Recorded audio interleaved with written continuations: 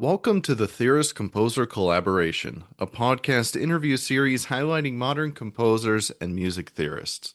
My name is Aaron DiZarilla. I'm the host of this podcast and also a music theorist myself. Today I'll be talking with the composer Dr. Roshanne Etezady, who is currently an assistant professor of composition at the University of Michigan. That leads me to welcome Professor Etezady herself to the podcast. How are you doing? I'm doing so well. Thanks for having me. Of course, it's a pleasure to have you on. And how about you go ahead and introduce yourself to the audience personally, professionally, academically, whatever you choose. Yeah, sure. So, hi, everybody.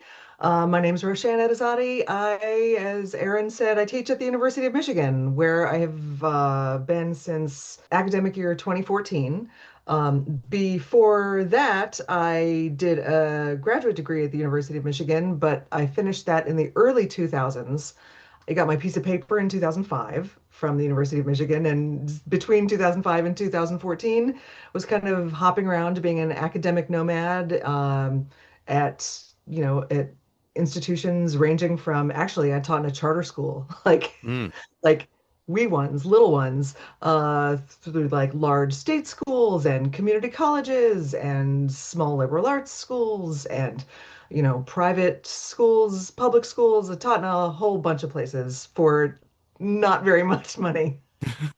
Um, yeah, I have academic degrees from some other places besides Michigan. I did an undergrad at Northwestern. I did a master's at Yale. And if we hop even further into the Wayback Machine, because as it turns out, this introduction is reverse chronological. If we hop further back into the Wayback Machine, I am from the suburbs of Philadelphia. My family's still there. And yeah, and that's where I grew up taking music lessons and thinking when I was a teenager that I was going to be a flute player.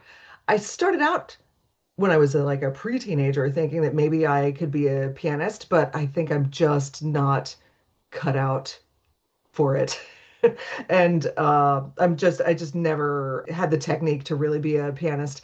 So I thought I was going to be a flute player for a while. And then my flute teacher said, if you're serious about studying this in school, you should learn some things about music theory. And so I started studying music theory and counterpoint and stuff like that. And then one thing led to another, and I started writing music. And then I went to summer camp for teenagers and ended up, I submitted applications for flute and also for composition, figuring like, I got to take somebody. So I got in for composition and not for flute. And that was kind of the beginning of the end of my performing career.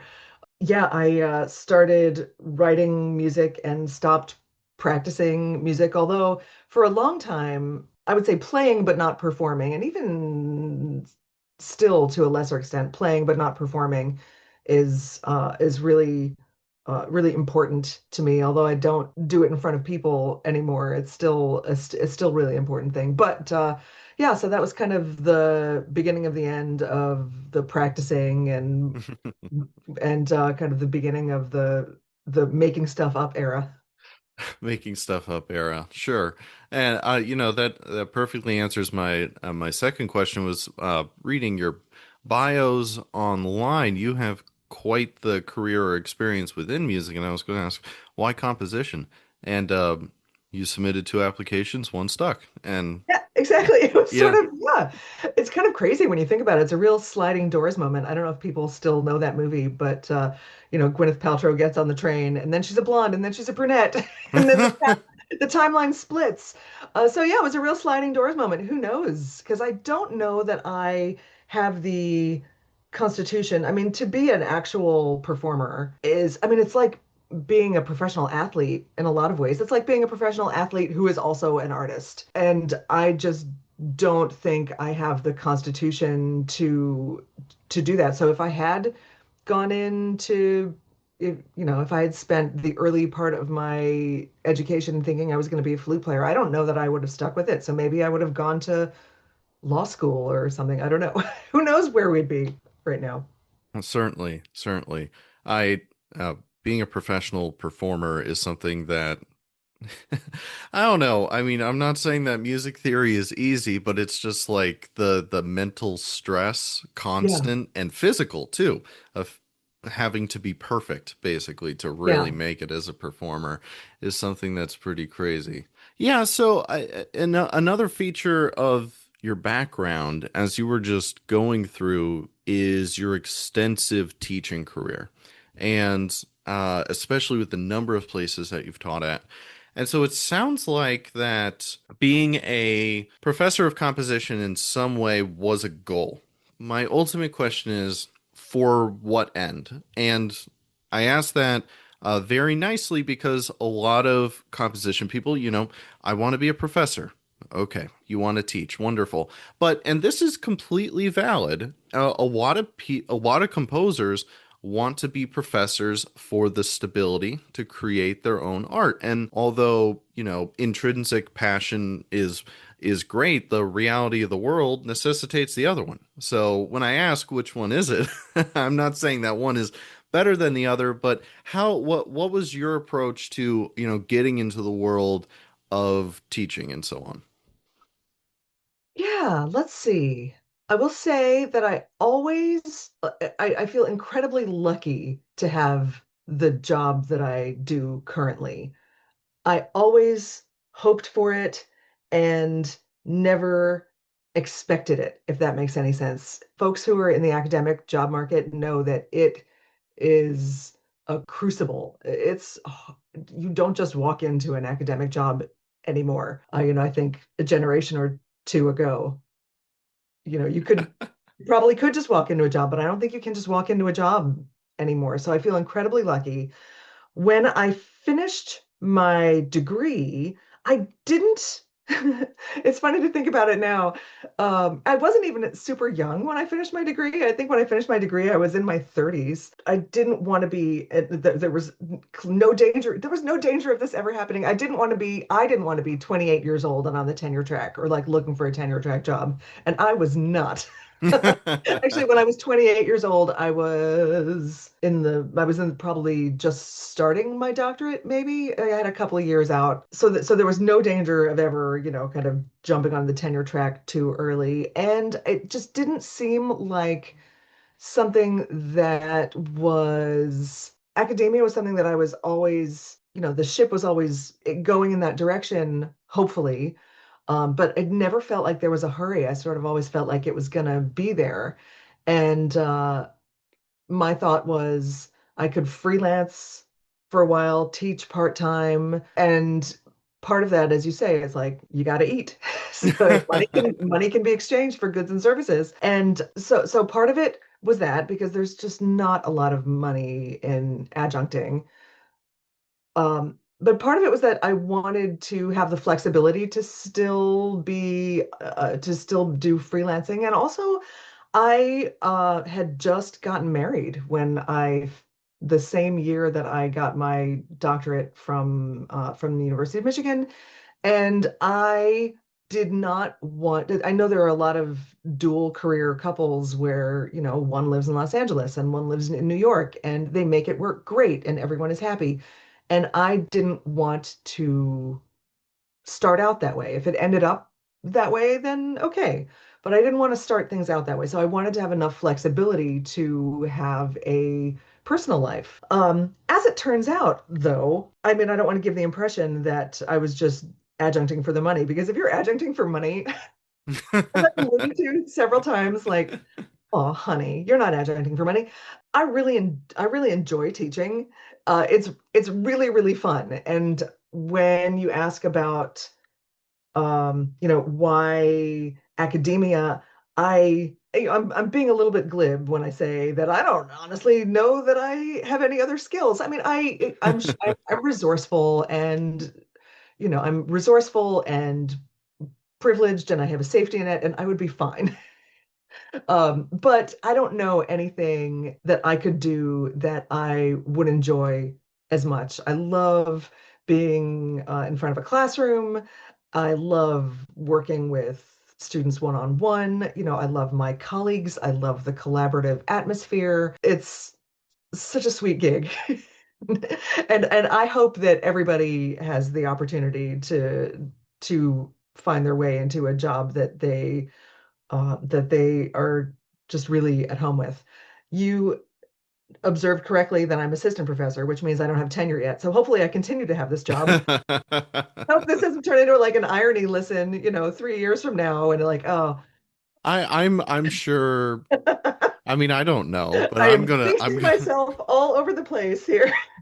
I'm sure you'll be fine. I mean, Yeah, yeah, what can you do, right? You can't live in fear of these things, I guess. But yeah, I just really enjoy it so much. I think it speaks to enough. I mean, I don't know the Myers-Briggs personality categories well enough to be able to speak to it in an informed way, but I think composers as a people tend to be pretty introverted.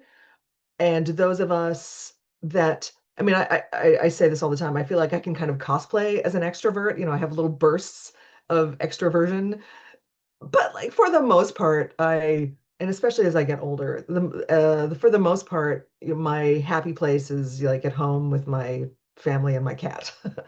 Um, but teaching scratches just enough of the extrovert cosplay itch where I can, go in short, very intense bursts and ideally have fun with nice people talking about music. I mean, who's luckier? I think about that all the time. But it's so anyway, it's kind of like microdosing. There we go. Microdosing extroversion. That's the title of this episode. Microta. That's a really good title, honestly. But so wonderful. Before we move on, I have a couple of observations. One about not wanting to plant yourself in when you go for tenure track, you don't know where you're going to end up. It would be a Right. lie to say if you do. I'm very fortunate that my fiance is an accountant. Mhm. So Mhm. the name of job security. So she will be able Right. to go Right, right. wherever I can go. And one thing that I find interesting that it is a little bit of a break between music theory and composition in terms of rationale is you said something about not wanting to get into tenure track too soon.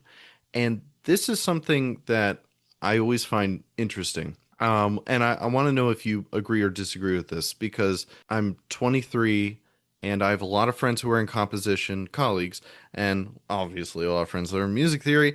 And I have observed that music theory might be a little bit more job stability once you get it. There's more avenues for success. There's more avenues to do the work in composition.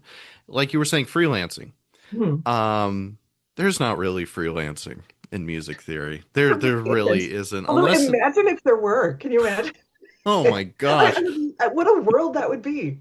what a world. I don't even, I mean, I guess a lot of books. I'm not sure, but So um many books. online tutoring, I don't know, but I'm not saying that composition is easier, but it's like the mental freedom of, you said you were 28, you're like, I don't want to pin myself down. In my side of the field, you got to pin yourself down, or Right, there's literally nothing. right. Um, Yeah, no, and it's really different. It's kind of a whole different, and I think about colleagues in different areas of academia, non-musical areas of academia where you're researching and publishing and like you're in your PhD at 24 and working in your lab and it's a whole different animal. Composition is weird. And if it sounds like I just realized that, I mean I guess I realize it for the first time all the time. It's a weird gig, right? I mean, I think specifically composition in an academic context is kind of a weird animal. If you're lucky, then it's a place full of freedom to experiment and collaboration, a place where innovation and just try stuff out, see what sticks. If you're not lucky, then it's not that, and it can be entirely the opposite of that, and I know that that's out there as well. I do sometimes think about the fact that it's weird I think about, my colleagues in performance, and obviously in performance, there's all kinds of different philosophies and different playing styles, and there's the French style of whatever, and the German embouchure, and the British, Something. yeah, Yeah. the British something. And yet, if your intonation is bad, like that's an objective negative. If your rhythm is bad, if you can't, subdivide evenly, all of those things are objective characteristics that are measurable and you can work on. And in composition, I mean, it, I can be hard pressed to think of if there are any objective, like what are the objective characteristics in composition that make something good or not good? And I mean, if I could think of them, I'm not going to put them down on record. And also, in full disclosure, I can't really think of any. Um, I I'm that would I'm be gonna like objectives across the board. I'm gonna throw one out. This, but Yeah. even then it's really vague. How about artistic cohesion?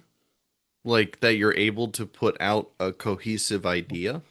I don't know. I mean, maybe, but so first of all, the first question that comes to mind is what does it mean for something to be cohesive? Is it motivically cohesive? If it stays a string quartet the entire piece, that's a type of cohesion. If, it's cohesive if I say it's cohesive.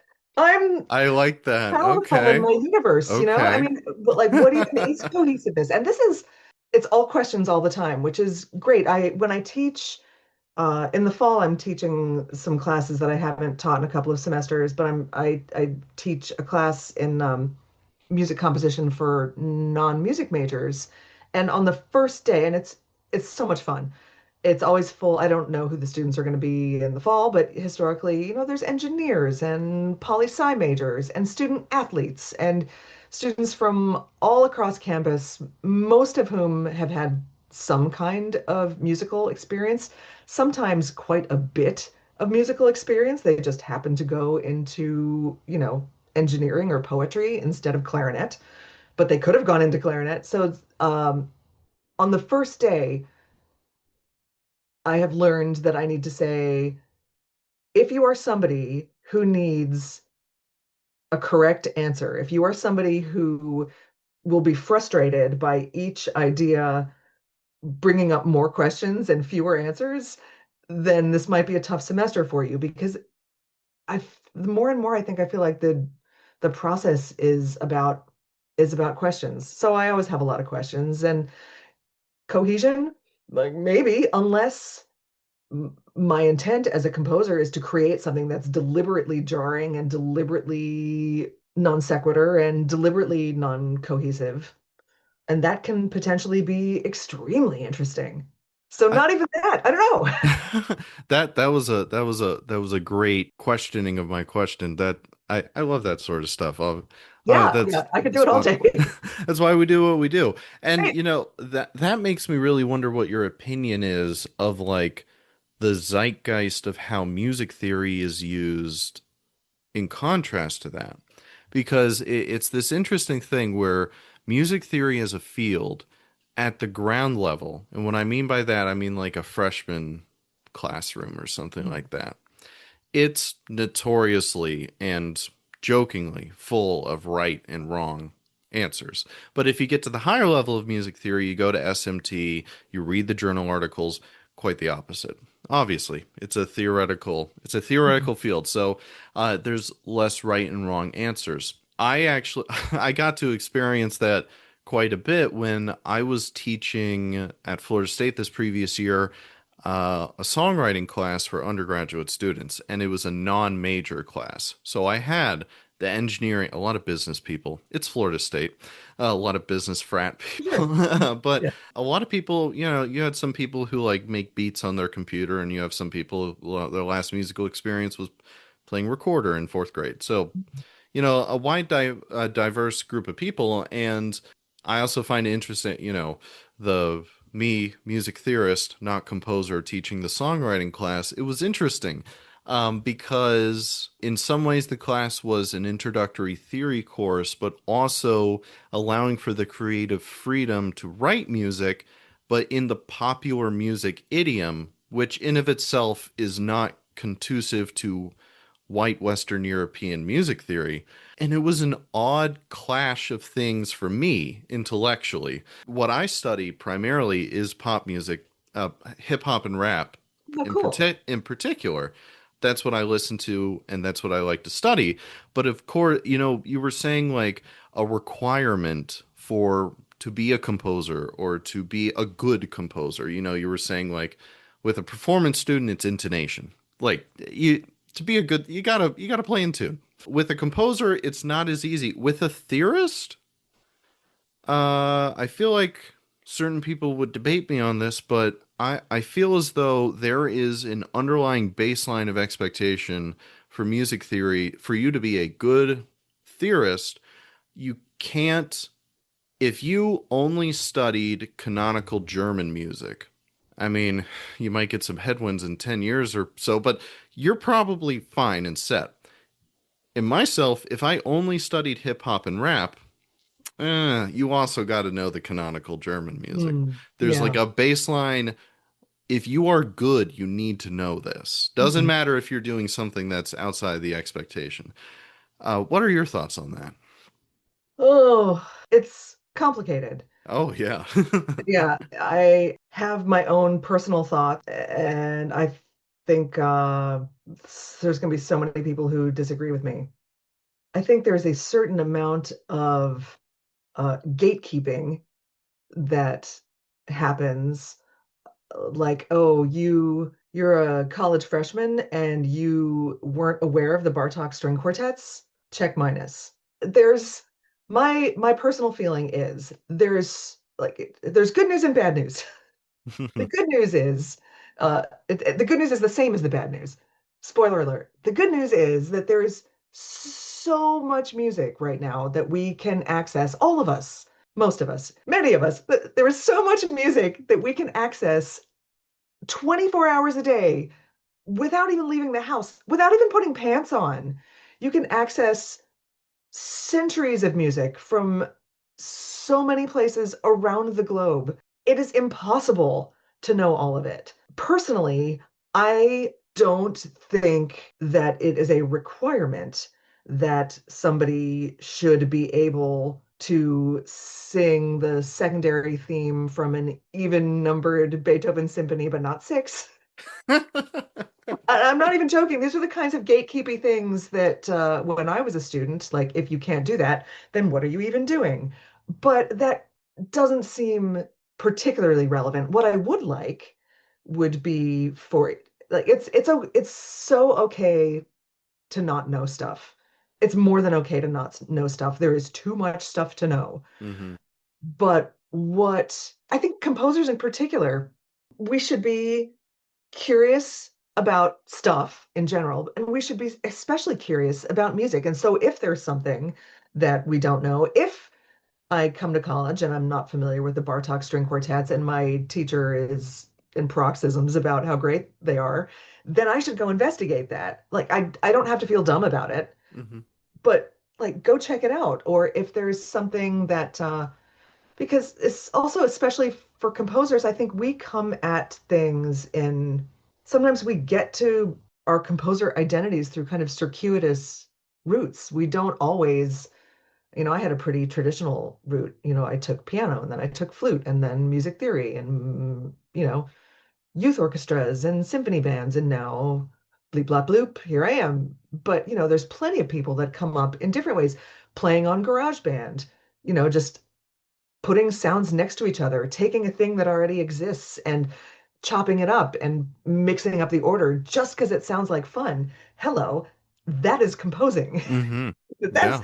and that impulse. If you have that impulse, that's the composer impulse. You might not know the Beethoven symphonies, but if you have that composer impulse, then when you learn about Beethoven's motivic development, then you're probably going to be like, that's super interesting. So, I understand that there's a certain the phrase that's coming to mind is like a certain base level of musical literacy that I think I have colleagues around the country. There are people that are furious that this kind of base level of assumed knowledge is receding in importance.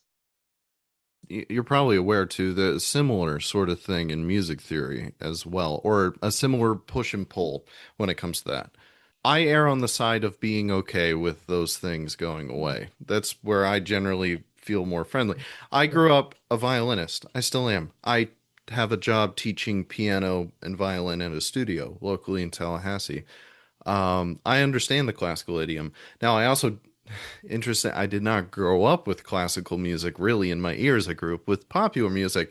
And so when I came into undergrad, I had those plenty of experiences of, you don't know this violin sonata? And I'm like, no, I don't. Literally, But, yeah, yeah. um, but there has to be on a career logistical level some baseline to judge prowess in hiring, in teaching standards, and so on, obviously. But also, this is very, I'm going to be very general because it would be nasty and I'm not prepared right now to actually get really detailed. But Mhm. there the people who vehemently argue for the strong baseline standard of musical understanding prowess, whatever. It's so coded a lot of times. It feels For sure coded. it is, yeah. And super gatekeepy. Oh, yeah. And something that I have enjoyed. So I study rap and hip hop. I said that. I just got done with my master's degree at Florida State, and I'm in a year gap between PhD and master's. And between that time, I'm I mean, I'm working, of course, but I'm also hyper focusing on my research and making sure that that's top of the line, that I'm staying active. And because I'm not in school right now, I have extra time. I'm reading lots of different books, things that are not just music theory. And one thing that a lot of people who may not be music theorists or in academia, they may say to me, "Really? Hip hop and rap, is there much to talk about or something like that?" And it's like, there are mounds of scholarship about it, just not necessarily in music theory. Now there is. Shout out to Noriko Manabe. She was on the podcast recently. But I feel like music academia fields insulate themselves in like this survive or die trying sort of thing of Mhm. the own field. I Mhm. don't know where I'm going with that totally. This is a very No. complicated subject, but For sure, for sure. and okay, let me be friendly towards these standards.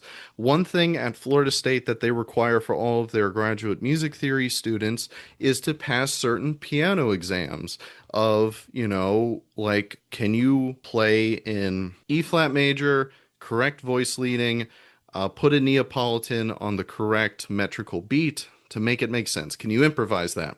Right. When I first started my master's, that seemed so superfluous. I'm like, the last time that I heard Nas use a Neapolitan is never. I don't care.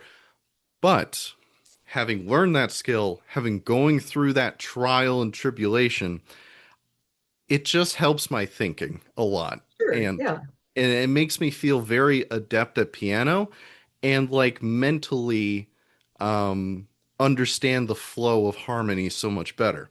yeah. And I'm not going to say I use that skill every day, but I would never not want it.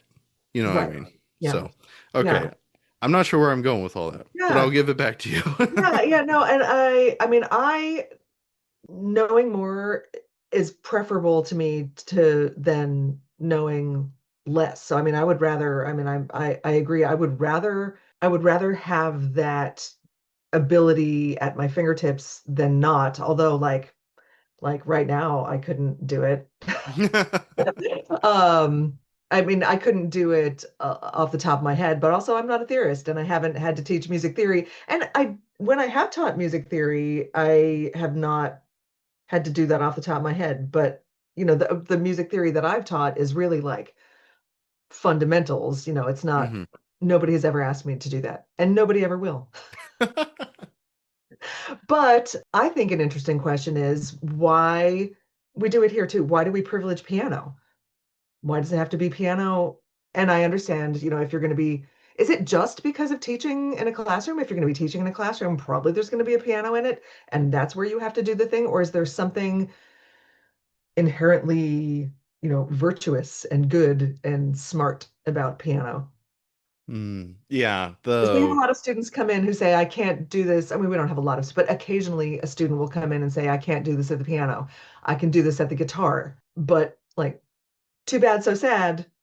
I think the focus on I don't totally agree, but I appreciate Oh. the the standard of musical genius and prowess. I love discussing that sort of thing, but to be more friendly to the idea, I think it's just that a while ago piano was standardized Mhm. by who, you may ask. Now that's a whole other conversation, Mhm. as a common language. Like I want my songwriting students to understand the piano keyboard because when they open up Logic, the piano rolls in front of them. Right, right. And we can do a whole history lesson on why it was standardized in that way. Maybe in a popular music idiom, guitar might be more uh, flavorful to that. But, anyways, let's. I love this sort of conversation. That's Yeah. why I started the podcast, talk about these sort of things. But I want to focus back onto you and your composing. Thank you for your indulgence in music Sure, sure, sure, theory. sure. And um, man, almost all of my podcasts in some way resolve into like a societal power structure critique. Imagine that. I will give thanks to Professor Rachel Lumsden at Florida State for developing that in me. But anyways, let's focus back onto you and your composing. We've been talking about institutions, we've been talking about your teaching and your professorship, and I'm wondering, in your many years of teaching at various different institutions, and you're now at quite a big one, has your experience being in the position of professor changed your own personal craft? I think it's tough to separate my experience as a professor from just getting older and being around. Mm, I think being around students and working with students has definitely helped me codify things that I think are helpful and useful. And, I find myself stuck or struggling with something. I can't say that I always am able to apply ideas that I give to students, but very often I say to myself, this is like what you were just saying to Joey or Jason, and you should try that. And then sometimes I do, and sometimes I don't. But it kind of gives me a greater sense of awareness. Also, it gives me a greater sense of awareness of my options. I'm going to talk kind of superficially about things I don't know anything about. That's another really good title for this episode. yeah, I mean, Superficial discussion of things I don't know anything about. I fall into that, so go on. Let's continue with confidence. Yes. A couple of years ago, there was an undergraduate student, and they are actually about to enter a master's program in Indiana. But they, as an undergraduate at Michigan, were doing I can't remember if they had a double major in poetry or if it was a minor in poetry. But in addition to being a composer, they also were studying poetry. And in our comp seminars, we were, doing the standard common composer seminar studio class thing where students would play music and people would give feedback on it. And this student pointed me towards an article that they were presented in one of the poetry workshops that they were involved with. And it is called and it's all about the idea of like workshopping creative ideas. And I think the gist of the article is that workshop is not for you. I think that might have been the title, and I forget the author, but I have it, I have the tab opened on my phone somewhere because I think it's so interesting. The idea of commenting on somebody else's work is not necessarily, and maybe it's different in a lesson situation, but I think there's some connections there. But the act of making comments on someone else's work hopefully benefits them, but really the main benefit of that is for me as the commenter, for the person who's making the comments. It helps, kind of observing somebody else's process, thinking about what's important to them, what is coming across, what intent is is being read by the audience. That helps you think about your own creative process as well, and to kind of bring this back. So, double sidebar, as a professor among brilliant young people, I wouldn't have, I am presented with things routinely that I would have never come across otherwise. And so that's one example. But also, this idea of when I work with students, hopefully it benefits them.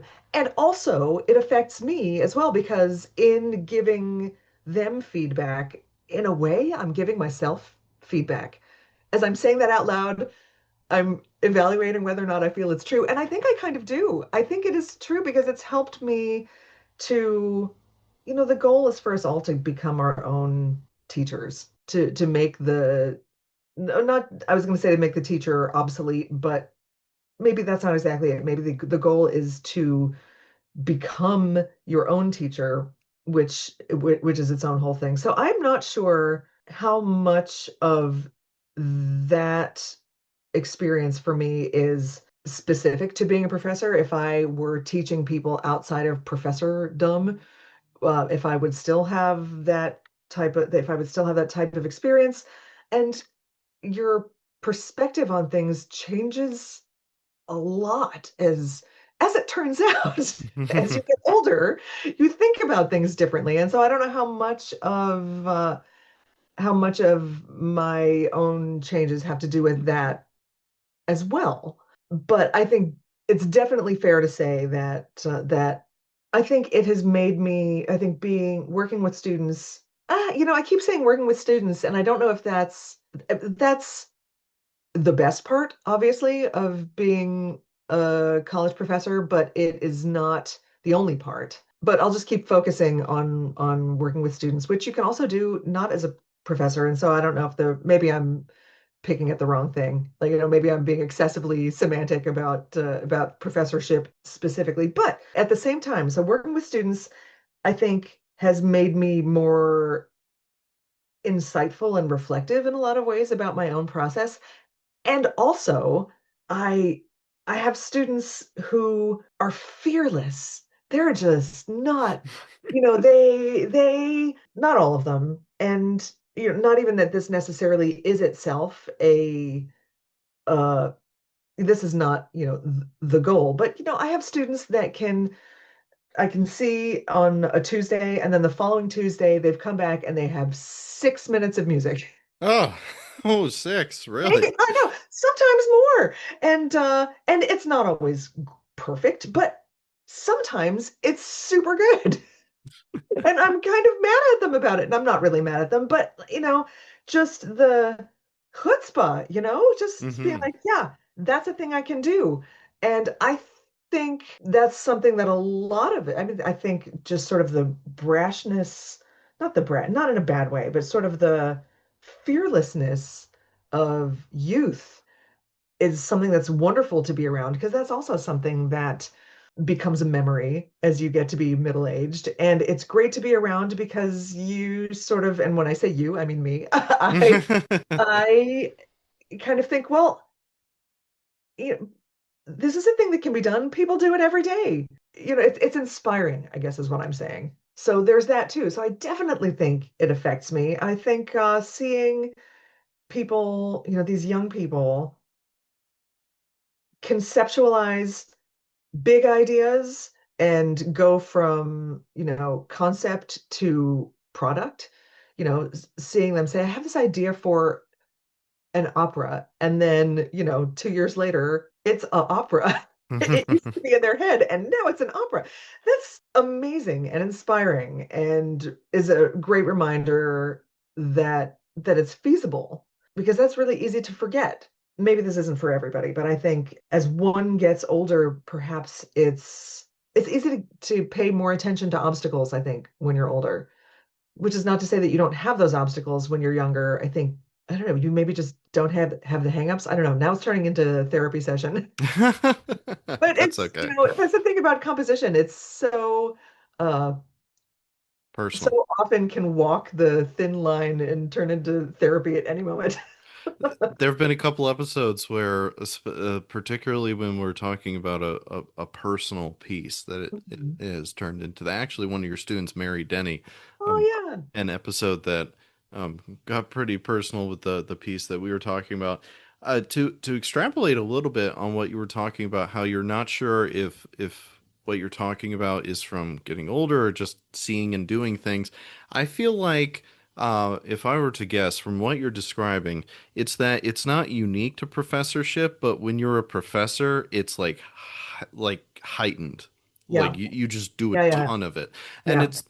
it's like I really like you were talking about workshops. Yeah. Because how I've come to think about academic conferences and music theory conferences is, of course, you're there for the people who are speaking, but you're also there for this sounds selfish that you're there for yourself. It's like to see the dialogue happen. There Yeah. have been plenty of times where, shoot, I will take a picture of someone's bibliography at the end because I'm like, that's a great source. I never thought of that. Or you're like, oh my goodness, what a great way to detail data like that. Like you Yeah. just, or like you were saying, asking the questions. You see a presentation, you think, man, never thought about that. I don't even have the intellect to question what they said. And then someone else asks a really good question, and then you get to see that dialogue. And it's funny. I remember I was talking with this one of my composition friends. You were saying earlier on how composers are generally introverted. I would agree. And I would also say music theorists as well. The cruel irony of that is that you get so much benefit, like we're talking about right here, Sure. pushing yourself out of that box. It's For sure. Yeah. particularly in our fields, which have so many introverts, but it's so beneficial to go outside of it. Totally.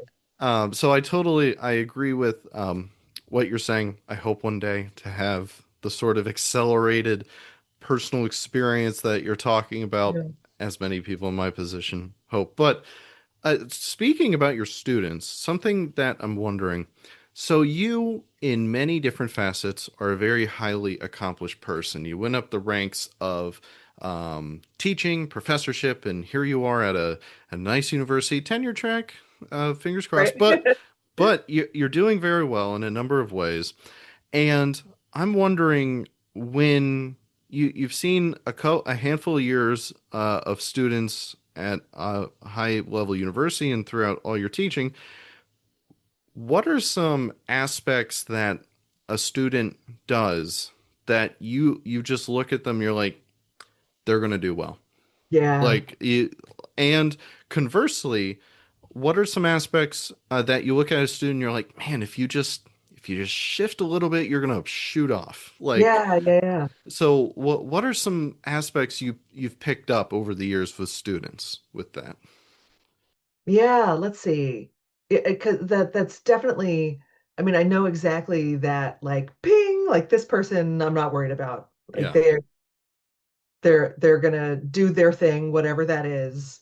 And what I love now in the year of our Lord 2025 is, once upon a time, like you'll be fine meant something very specific. It meant like you're gonna win these awards and get this grant and get these types of jobs. But now there's so many ways to be successful, and it's so much better. And so, when you're like, oh, I'm not worried about that person, it's great to see momentum with whatever the thing is that is going to be successful for them. And sometimes that's, traditional old school route. And sometimes it's something totally different that I barely clock because just because of a generational thing. But you still know it when you see it. And I think a big part of what that is just somebody who is excited and omnivorous, kind of across the board generally, but if you can just tell that they're looking for opportunities to learn things. You can tell that they're looking for stuff that they don't know. They're kind of looking to connect ideas and sometimes connect people. I think that that can be a helpful thing, like connect with people they don't know, which, is for an introverted subset of us that can be tricky sometimes. And I think the just like somebody who is excited to be around and to know more and do more. I feel like that's somebody who's going to do well. Somebody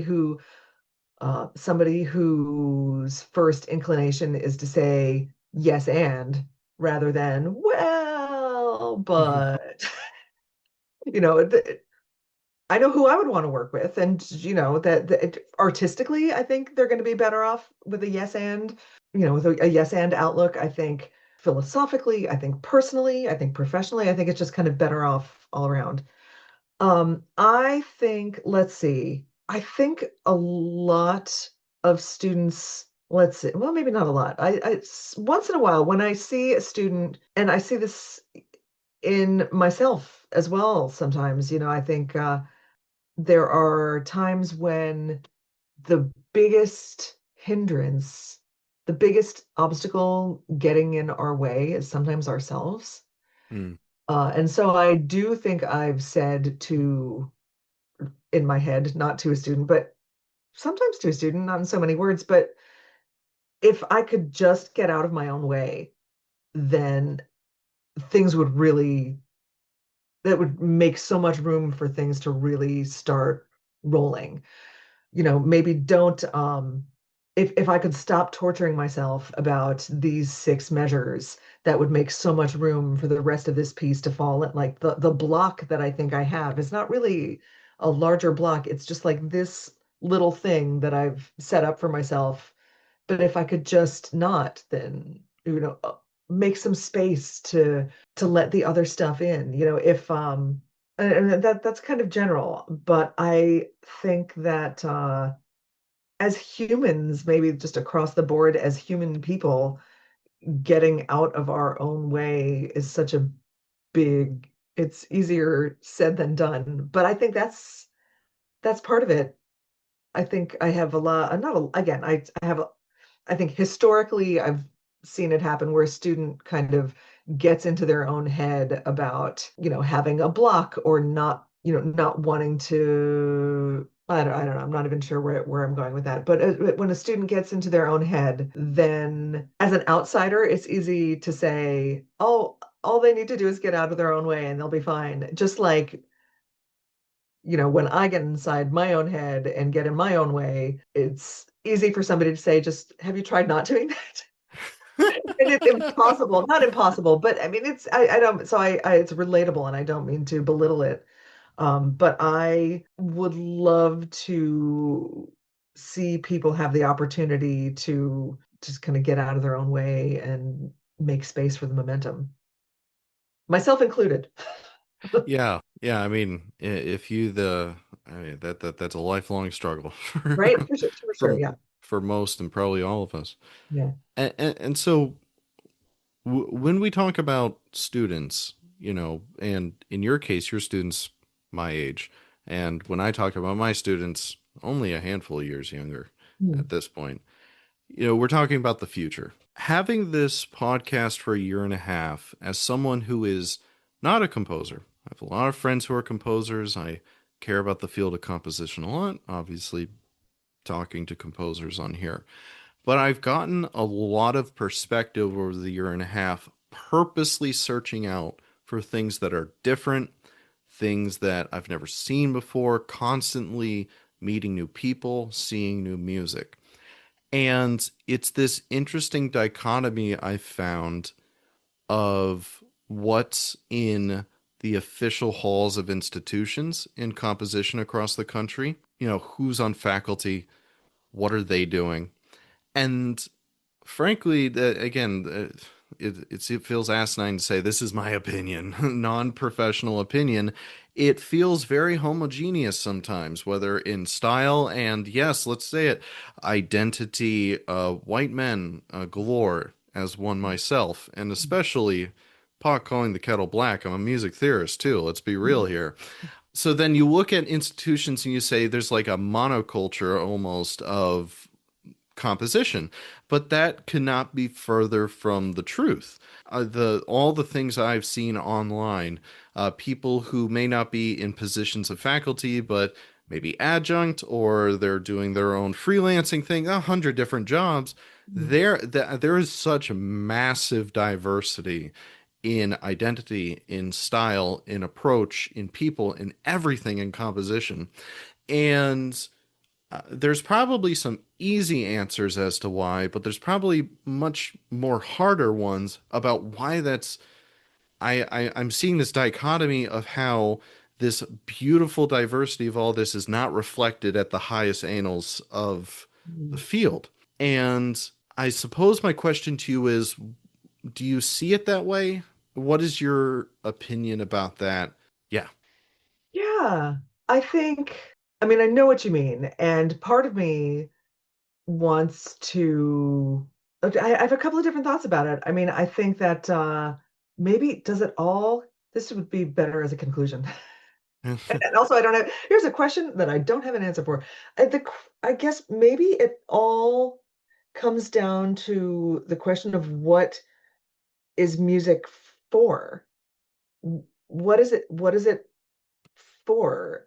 I think that it is for, I think it's for people, I think it's for performers, and I think it's for audiences. And we have those in the university, but like that's not really ideally in addition to in the university, the greater artistic culture of society is hopefully where music is. And so I wonder, I hope that it's getting better. Once upon a time, I think academia was extremely removed from the like music in the wild. And I think, it's probably regional and it's, I'm not thinking about academically. I think, depending on where you are and who's there and like what the vibe is at your school or department, there's probably as many different attitudes as there are, you know, places to study. But I hope that there are more and more places that are invested in the idea of the importance of music in the greater fabric of a cultural society, which I hope makes that boundary a little bit more porous. I mean, maybe there's always going to be a separation, maybe there's always going to be a little bit of a separation, and maybe that's okay. This is another one of these things that I'm saying out loud to see how it feels when I say it out loud. But like when I think about, I'm such a dilettante. I don't know enough about enough things to really say this. But I'd be curious, I think, to know whether, I'm thinking about poetry, I'm thinking about visual art. Those are other things that exist at the academic institution, theater, dance, things that exist, graphic design, things that exist at the academic institution that also exist in an artistic society. And I would be curious to know about the relationship between like what I'm gonna, for lack of a better word, call in the real world, like how those art forms in the real world relate to how they are treated in academia. I think it would be interesting to see, to compare side by side how music fares and contemporary music in particular. I think that in many places there is a greater inclination for academia to include or to either include or welcome or embrace or like at least acknowledge the idea music in the real world. And I'm not even talking about, I'm including,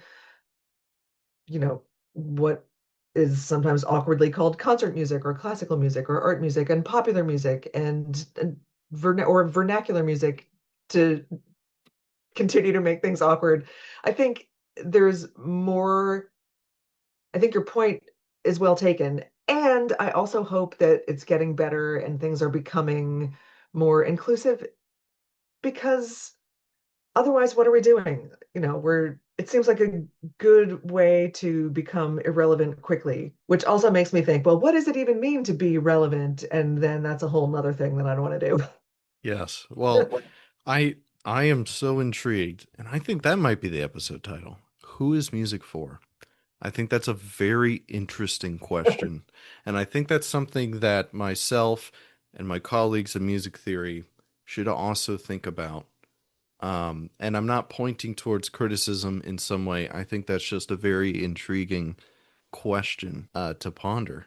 I might have sounded very cynical, which in some ways it is, but I do generally believe that in the overarching, timeline of composition, and I'll throw my field in too, I think it is getting better. I think, generally, how fast and if it's on the margins, that's an entirely different Right. Yeah, conversation, especially considering this 2025 political climate. But sure. that Yeah. is a different but important conversation. At least in my field, I am continuously encouraged by seeing who is able to find positions of prominence and of notoriety and the diversity of conferences and so on. I'm very encouraged by it, even if there's plenty to work on. Before we close out this delightfully philosophical conversation. I really do love this. I keep bringing up my own field because it's how I can relate to your own experiences. How do you see right now music theory and composition interacting? How would you like to see it interacting? I'm going to start my answer with an anecdote. All right. I'm going to All start my right. answer with an anecdote from the 1900s. I was but a youth, and I was in an academic setting at a program, not at any of the schools I mentioned, with nobody I know currently. So I was in a room at a very well respected and established department of music, like with composers and theorists and musicologists, nice people, smart people, thoughtful people. And the question came up about kind of a similar question came up. And I am not saying I was the only composer in the room, but I felt like the only composer in the room. And the question came up about like, what do I hope as a composer? What do I hope that music theorists and musicologists take away from my music? And, I was glib and fearless and, 26 or whatever. And I think I said, hopefully respectfully, I hope you find things to take away from my music, but you guys are not my focus. Like you're and and I'm writing for the performers and for audience members, and what the theorists and musicologists have to say is not my primary concern. And God, what a jerk. I didn't have to be such a jerk, but honestly, so I 2.5 to 3 decades later, I would refine that response a little bit. Personally, I still am the most interested in what, the people playing my music, how they're interacting with it, and the people hearing it.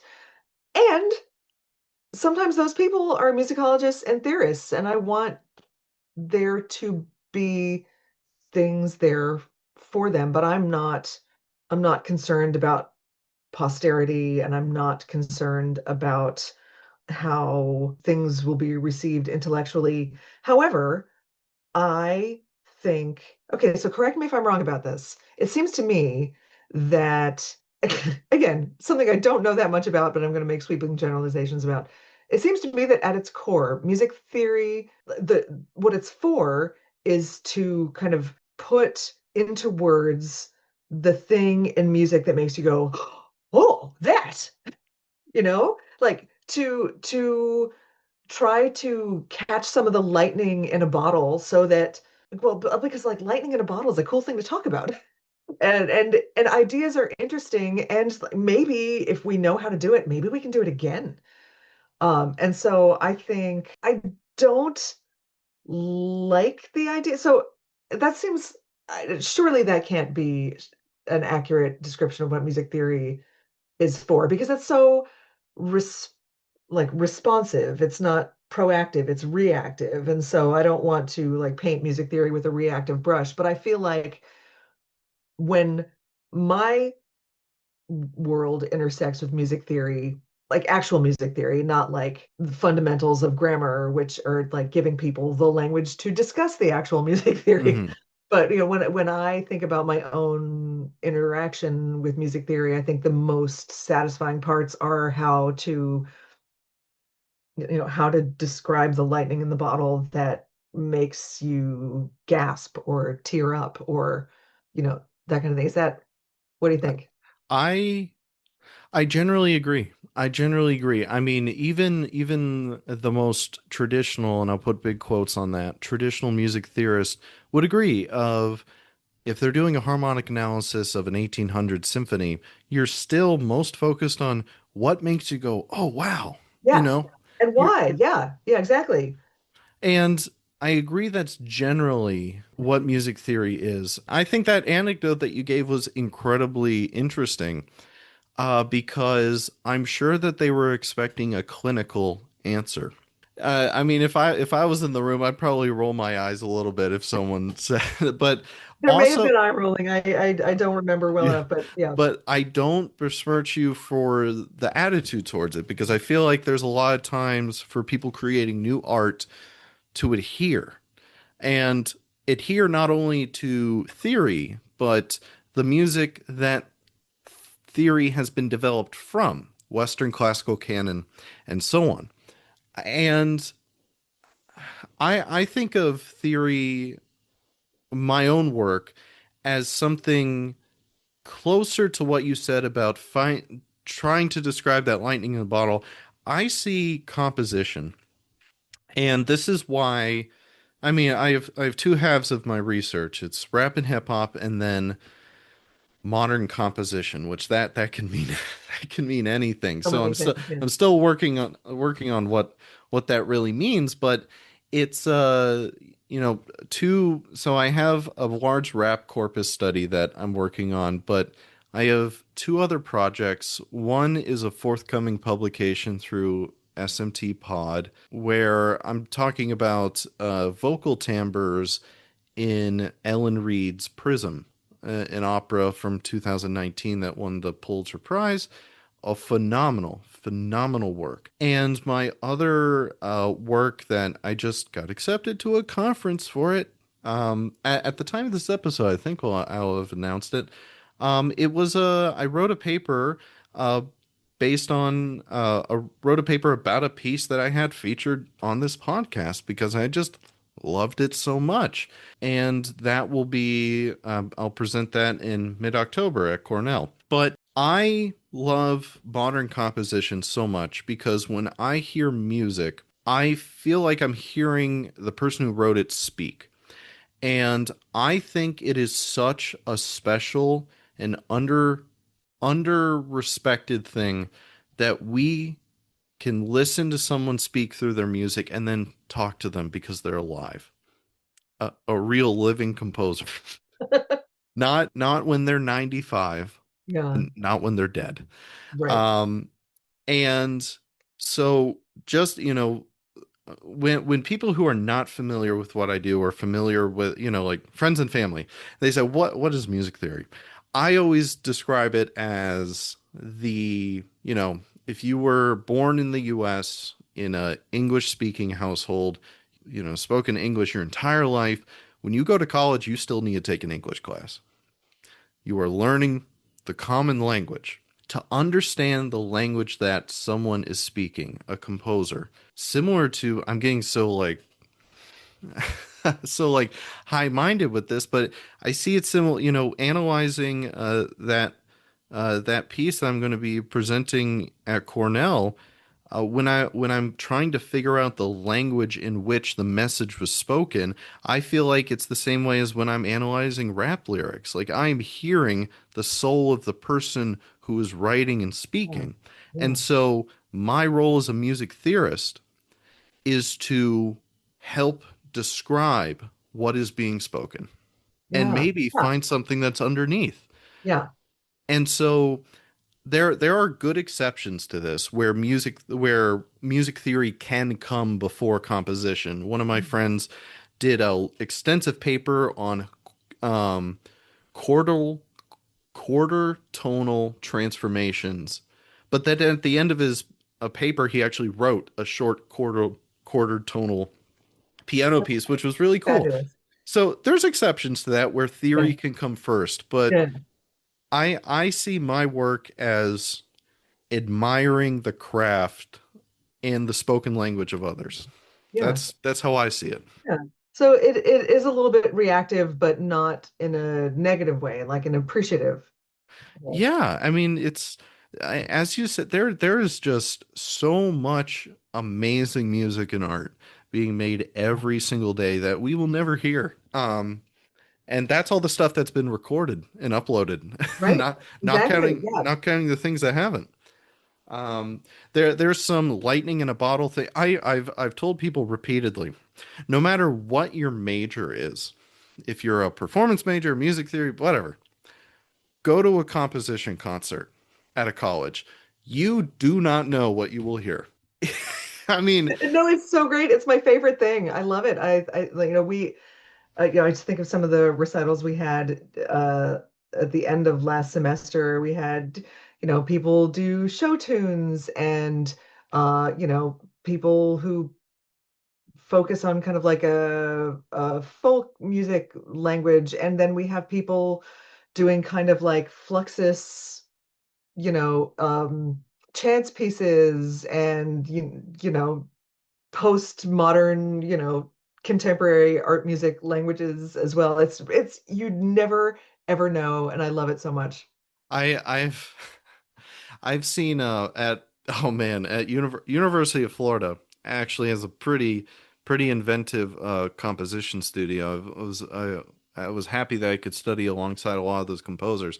One composition concert, just because the tech setup, they put this piece first. It was a completely live recorded piece with someone sitting on the ground of the recital floor with his electronic like pedal board, and like all of it was through a microphone, delays, filters and all that, and it like involves screaming and it involved yelling, and then the next piece on the program was a three movement string quartet. I love that so much. I love it so much. I have a 14-year-old child, and and my husband is also a musician, and so our child um has been to some concerts and does not always love being dragged to mom and dad's concerts, but they super love coming to the student composer concerts because you just never know. It's you never know. And you'll find some, and I bet you, out of the six or seven things on the program, you will find something you like. There will be something. Exactly. That's what a And time to be alive. It's so great. It's it so is, great for this reason only. yes. So maybe my answer to your answer was a little high-minded. Sorry. I Oh, got it's perfect. Yeah. lost in my own fantasies of music thought, but I feel like people who only focus on studying the music of dead people Mhm. really miss out on a beautiful part of the musical language. But Yeah. that's just me. Anyways, so we're coming to we're coming to a close. This has been an awesome conversation. Oh, Um, good. I'm glad to have had this opportunity. Thanks. Yeah, I mean, you've been amazing. You've put up with my like fanciful music theory talk and so on. And so, coming to a close, what are some projects that are on the horizon for you? Well, let's see. I've got some wind projects coming up. I've been writing a lot for wind ensemble recently, and I've got actually the deadline for a piece that I actually have some time before the next deadline, and I thought between now. And when I have to really start working on this piece, I have this like window of time where I can sort of do whatever I want to, which is not something that happens a lot. I've kind of go from project to project, like deadline to deadline, a lot of times. And so to have this window of time where I can kind of hark back to, back to another stage of life where you could just be like, hey, wouldn't it be fun if, like, what if, like, I know these six people, what if I write a piece for them just for funsies? So I have this little window of time right now where I'm kind of entertaining some ideas that could just be for funsies. Some of them are like small and manageable, and some of them are kind of large and probably excessively ambitious and cockamamie, but kind of in the nascent stage still. But I'm just excited to have the opportunity to be able to. It's a privilege when your time is like when you're kind of deadlined out for a while in the future, but when you don't have like when you've had that for a while and you don't just have the opportunity to just say like what weird thing do I feel like doing, like you do when you're in grad school, that you miss that. And so I've really missed that, and so I'm excited to kind of figure out what the weird thing is that I'm going to do now. I don't know that I'm comfortable putting my finger on it publicly just yet, but I have a couple of ideas that I would describe as cockamamie that nobody ever asked for, but I am excited to kind of explore like the cockamamie ideas that nobody ever asked for. All right. Yeah. All right.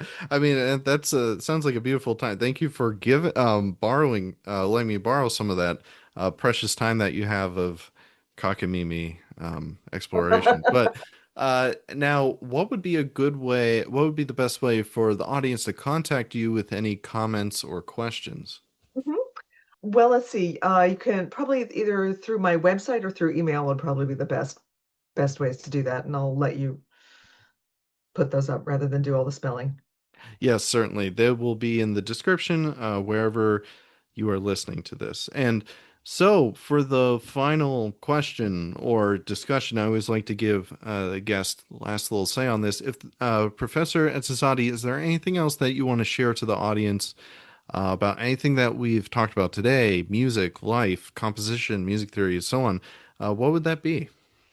Oh, wow. There was a thread that I wanted to pull on a little bit earlier, and I'm afraid that it'll like start a whole nother thing. But earlier when you mentioned, how excited you are about modern music and, about hearing people speak through their music, I entirely agree. And like, Aaron, you should write some music. I don't know if you've written any music, but I really strongly believe that historically, and again, hopefully this is less, but I think historically composers have been kind of made into these mystic, creatures of genius, which if you know a lot of composers is really funny because most of us are goofballs in one way or another. But I think there are a lot of people who are intimidated by the idea of composing. And if you are somebody, okay, if you're somebody who's listening to this and thinking about, if you're saying, I wonder what would happen if I wrote music, like that is your brain telling you that you should write music. Do it. Do it. And I hereby bestow upon you the title of composer because I want to demystify it. I just want it to be a normal thing that people do. So if you are hearing this and thinking that you love contemporary music because you are a contemporary human and you would like to create music that is therefore contemporary because anything you do, because you're a contemporary person. So everything you do is contemporary. Don't worry about whether you're nesting your tuplets or, splitting your octave into 17 pitches. You know, don't worry about whether you have parallel fifths or whether your harmonic progression is retrogressive. Just don't even worry about putting stuff down on paper. Just go make some stuff that you like and call yourself a composer. Wonderful, wonderful. Yeah, that was great. And uh well, thank you again, Professor Etezady, for coming on to the Theorist Composer Collaboration. This has been a really, Really fun conversation. I wonder how this is going to come out in the edit because we kind of just like flowed the whole Yeah, time. yeah. But I thought it was a lot of fun. Okay, good. Thank I you. thought it was fun too. Good. Thank you very much for your time. Thank you for coming on to the podcast. And yeah, it was great. Yeah, it's been a pleasure. I hope you can put something cogent together. Oh, I certainly All will. right.